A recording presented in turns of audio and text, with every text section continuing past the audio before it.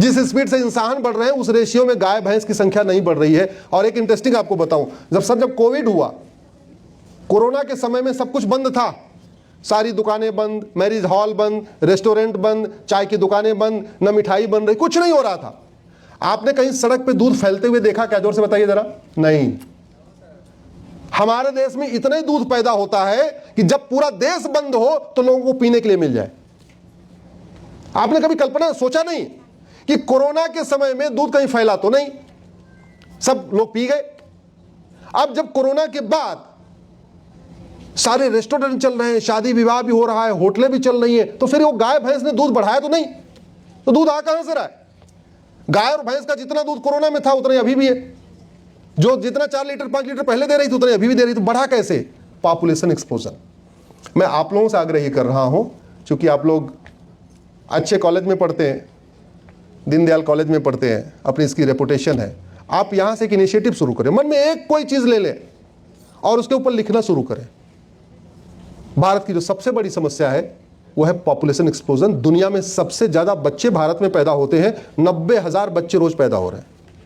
चीन जिसका क्षेत्रफल हमसे 3 गुना ज्यादा है, वहां 45,000 बच्चे पैदा हो रहे हैं, और भारत जिसका चीन का क्षेत्रफल 1/3 है, वहां 90,000 बच्चे रोज पैदा हो रहे हैं। अमेरिका जिसका क्षेत्रफल हमसे 3 गुना ज्यादा है, वहां 11,000 बच्चे पैदा हो रहे हैं, और भारत में कितने हो रहे हैं? 90,000। कनाडा जिसका क्षेत्रफल हमसे 2.5 गुना ज्यादा है, वहां 4,000 बच्चे पैदा हो रहे हैं पर डे, और हमारे यहां 90,000। ब्राजील जिसका क्षेत्रफल हमसे 2.5 गुना ज्यादा है, वहां पे भी 8,000 बच्चे पर डे पैदा हो रहे हैं, और हमारे यहां कितने पैदा हो रहे हैं? 90,000। किसी की भी सरकार आ जाए, बेरोजगारी खत्म ही नहीं हो सकती, क्योंकि जब तक 2 करोड़ लोगों को रोजगार मिलता है तब तक 10 करोड़ बेरोजगार पैदा हो जाते हैं। किसी की सरकार आ जाए, सबको मकान मिल ही नहीं सकता, क्योंकि एक पंचवर्षीय योजना 5 साल की होती है। 5 साल में सरकार पूरा अगर दम लगा दे तो 2 करोड़ घर बना सकती है, और जब तक 2 करोड़ घर बनता है तब तक 10 करोड़ बेघर पैदा हो जाते हैं। एक पंचवर्षीय योजना में मकान कितने बने? 2 करोड़।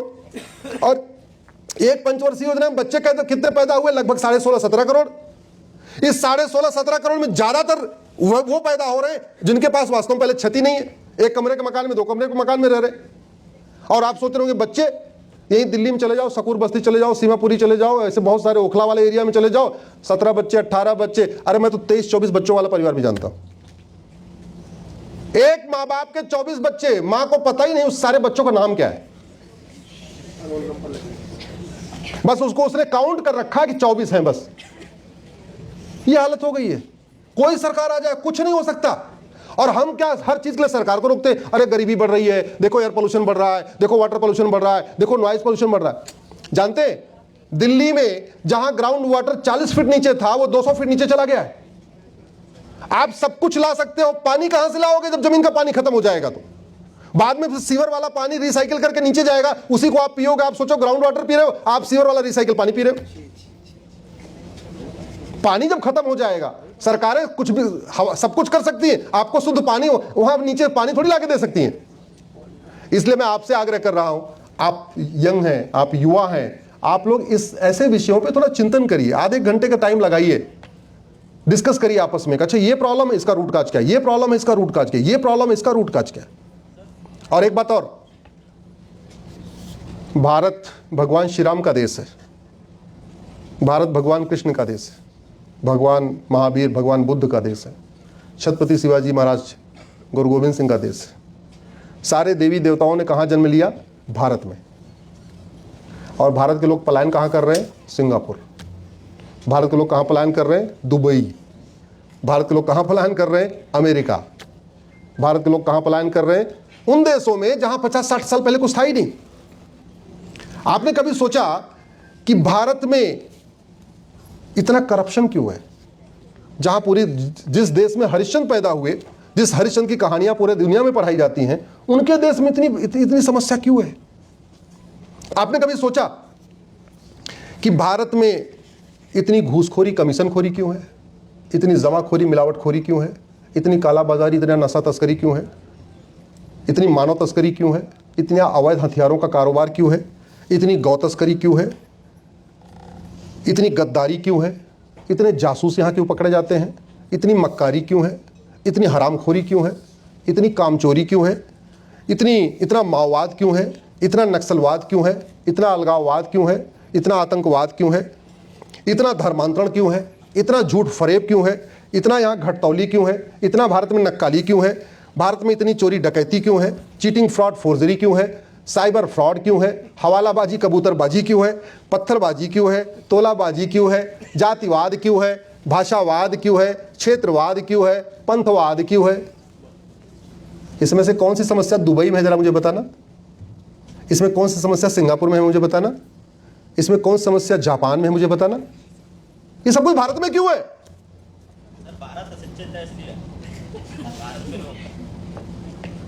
भगवान श्री राम ने कहा था भय बिन होए न प्रीत। भगवान कृष्ण ने कहा था सठे साठ्यम समाचरित। मनुष्य तभी अच्छा काम करता है शिक्षा में संस्कार हो और कानून का खौफ हो। खौफ नहीं होगा, जरूरत से ज्यादा उसको फ्रीडम मिलेगी, वो बेलगाम हो जाएगा, कुछ न कुछ उल्टा सीधा काम करेगा। वही सांड जब ठीक से रखा जाता है उसको बांध के तो खेत में जुताई करके फसल पैदा करता है, और वही सांड जब छोड़ दिया जाता है तो सड़क पर जाके 2-4 लोगों को मार मार के रोड एक्सीडेंट भी कर देता है। आपको अगर रेड लाइट ना हो तो कल्पना करिए, अगर ट्रैफिक के नियम ना हो तो कल्पना करिए, अगर रेड लाइट आपके फ्रीडम को रोक रही है, आपकी अपनी स्पीड को रोक रही है, आपको जाने आने में रोक मजबूर, आपकी फ्रीडम रुक रही है, लेकिन वो रेड लाइट आपको क्या कर रही है, ट्रैफिक लाइट आपको क्या कर रही है, आपके जीवन को बचा रही है। इसलिए रेगुलेशन जरूरी है, इसलिए कंट्रोल जरूरी है। भारत की सबसे बड़ी समस्या यह है कि भारत में झूठ बोलना पाप है, लेकिन झूठ बोलना अपराध नहीं है। भारत की सबसे बड़ी समस्या यह है, यहां झूठ बोलना फ्रीडम ऑफ स्पीच कहलाता है, फ्रीडम ऑफ एक्सप्रेशन कहलाता है। अमेरिका में, सिंगापुर में, जापान में, ऑस्ट्रेलिया में झूठ बोलने पे 10 से 20 साल सजा होती है। यहां नेता इसलिए झूठ बोलते हैं क्योंकि झूठ बोलने में, झूठ बोलना कोई ऑफेंस नहीं है। और अगर आप ध्यान से देखिए, जातियों के आधार पर कौन बांट रहा है, नेता। भाषा के आधार पर कौन बांट रहा है, नेता। क्षेत्र के आधार पर कौन बांट रहा है, नेता। अगड़े पिछड़े के आधार पर कौन बांट रहा है, नेता। और क्यों बांट रहे हैं? क्योंकि उनको सत्ता चाहिए। सत्ता क्यों चाहिए? कि सांसद विधायक तो छोड़ो, अगर पार्षद प्रधान भी बन गए तो 5 साल में एक स्कॉर्पियो, एक फॉर्च्यूनर, एक बोलेरो आ जाएगी। जो लोग गांव के होंगे उनको पता होगा कि जो प्रधान बनते हो पहला काम क्या करते हैं, स्कॉर्पियो, बोलेरो, फॉर्च्यूनर ही खरीदते हैं। पहले बुलेट लेते हैं। देखो ये भी है। तुम बिहार के हो क्या? यूपी, हाँ वहां बुलेट भी लेते हैं, सही कह रहे हैं। यूपी बिहार वाले पहले बुलेट लेते हैं, पहले साल में बुलेट लेते हैं, अगले साल स्कॉर्पियो लेते हैं। 5 साल में सारी गाड़ियां आ जाती हैं। क्यों? क्योंकि हमारे यहाँ भ्रष्टाचार के खिलाफ कठोर कानून नहीं है। जिस देश में भ्रष्टाचार और झूठ सबसे जघन्य अपराध था, उस देश में भ्रष्टाचार एक आम चीज हो गई है। अब तो लगता है अच्छा भ्रष्टाचार करे तो ठीक है, किया तो किया। 70,000 करोड़ का कॉमनवेल्थ घोटाला हुआ, ठीक है, हो तो हो गया। 1,76,000 करोड़ का कोयला घोटाला 2G हो गया, हो गया। 1,86,000 करोड़ का कोयला घोटाला हो गया। भारत का जुडिशियल सिस्टम सड़ चुका है, भारत का पुलिस सिस्टम सड़ चुका है, भारत का एडमिनिस्ट्रेटिव सिस्टम सड़ चुका है, और भारत की शिक्षा व्यवस्था वही गुलामी वाली चल रही है। तो बदलाव तब आएगा जब व्यवस्था बदलेगी। एक बात याद रखिए, डॉक्टर बदलने से बीमारी ठीक नहीं होती, बीमारी ठीक होती है दवाई बदलने से।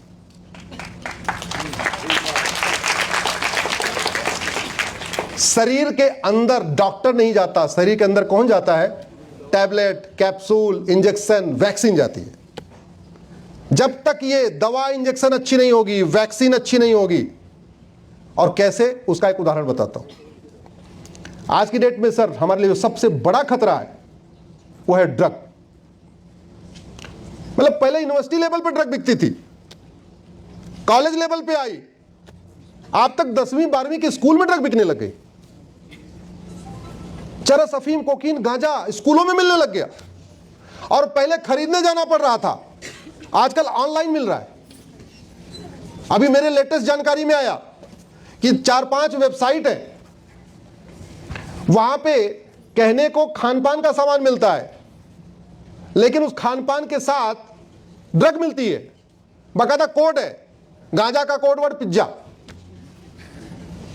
चरस का कोड वर्ड समोसा। तो घर पे बैठे बैठे ऑनलाइन माता पिता क्या सोच रहे हैं, बच्चा तो पिज्जा मंगा रहा है, पिज्जा आ भी रहा है, पिज्जा का पूरा पैकेट भी आ रहा है, लेकिन उस पिज्जा के पैकेट के साथ छोटी सी पुड़िया और भी रखी हुई है। माता पिता क्या सोचते हैं, अच्छा बच्चा ऑनलाइन मंगा के उसने तो चिप्स मंगाया, चिप्स आ भी रहा है, लेकिन चिप्स साथ एक छोटी पुड़िया और भी आ रही है। सिंगापुर में सर एक व्यक्ति गांजा लेके चला गया, मात्र 1 किलो गांजा। आप लोग गूगल कर लेना, सिंगापुर 1 kg गांजा और फांसी, सीधे उठा के फांसी दे दिया। है किसी की हिम्मत सिंगापुर में दोबारा गांजा लेके जाने की? नहीं।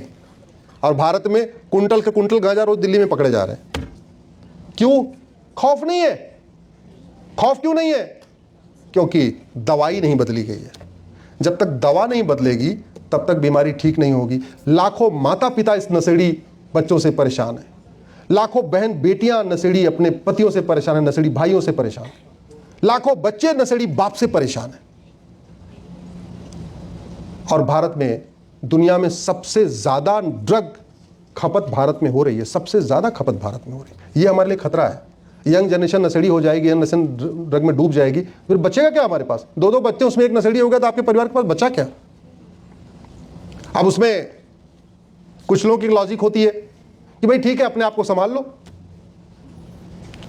मेरा कहना ये है, इस हॉल में हम लोग बैठे हुए हैं, इस हॉल में जहरीला धुआं अगर भर जाए और आपको कोई कहे अपनी नाक दबा लो, तो नाक दबाना अच्छा है या जहरीला धुआं जहां से आ रहा है उसको वहीं रोक देना अच्छा है? क्या करना चाहिए, जोर से बताइए जरा। जहां से आ रहा है वहीं रोक देना चाहिए। अरे 100-200 को फांसी पे टांगो ना, 100-200 ड्रग स्मगलर को फांसी पे टांगो, किसी की जरूरत नहीं पड़ेगी भारत में दोबारा कदम रखने की, लेकिन टांगना पड़ेगा। दुर्भाग्यवश देखिए हमारे जो माइलॉट्स हैं उनको भी ह्यूमन राइट की चिंता ज्यादा है। किसके ह्यूमन राइट की चिंता? अपराधियों की।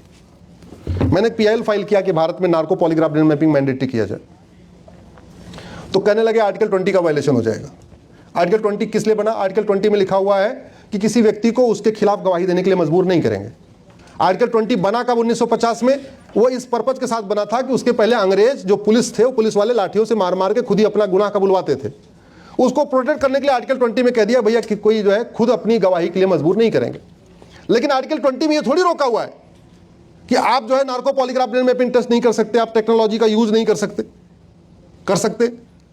कई बार ऐसे लगता है कि narco polygraph brain mapping test बन जाएगा तो ये जो बोरियों में नोट का भर भर के मिलती है ना, उसके असली वाले को नाम आ जाएगा।